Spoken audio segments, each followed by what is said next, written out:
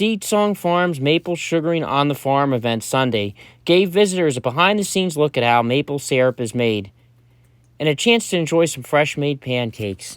Seed Song's Director of Education, Jasmine Wood, discussed the tapping process to the visitors on hand. Have already gone through and tapped these trees. We're in the middle of our sugaring season. And when you think about what time of year is maple sap flowing, you can think of a general window between Valentine's Day, mid-February, and St. Patrick's Day in mid-March. It can be anywhere from 2 weeks to 6 weeks long, and it's triggered by a temperature change that corresponds to a pressure change inside the trees. So when we start getting warmer days with freezing nights like we've had recently, that change in temperatures creates a pressure change.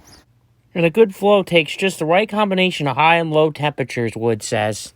Winter, when we see those freezing nights and days just like today, where it's, in the teens or the 20s and then up in the mid 40s and sunny, this is perfect sap flowing conditions. And the roots start to wake up. They send that sap up through the tree in the outer layers of the bark, just underneath. So it's not in the center of the tree that the sap is flowing. It's just around the outer part of the tree. And the sap goes all the way up and gives the buds the energy that they need to produce this year's new growth of leaves. So that's the science behind what's happening with the sap. And now you can see this is our sugaring bucket. So what we did, we've tapped about 50 sugar maples. We started setting the taps 3 weeks ago, right when that temperature change started happening.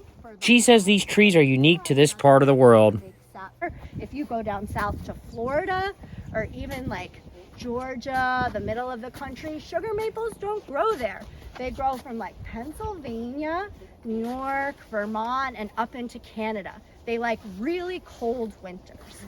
So it's something to think about and be proud of when you think about where you live in New York State, is that we are blessed to have maple sugar trees here. It's the most common tree in New York State. It's also the state tree of New York. And after sampling pure maple sap, it was off to the sugar shack to see how maple syrup is made. Seed Song Farms' Eric Murphy was inside, boiling off the water out of the sap to make syrup. Syrup. So that's what all this smoke is. That's all the water coming out.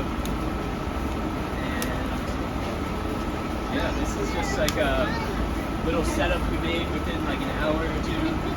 But it's like really fancy ones, like big stainless steel vats, and like they have gauges on it to tell you when to take out the syrup.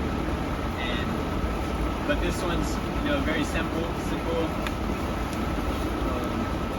But yeah, the sap is clear, and then as it gets closer and closer to syrup, it'll get darker and darker. And at some point, you guys can come up and see this. In the town of Ulster, Brian Hubert for the Daily Freeman.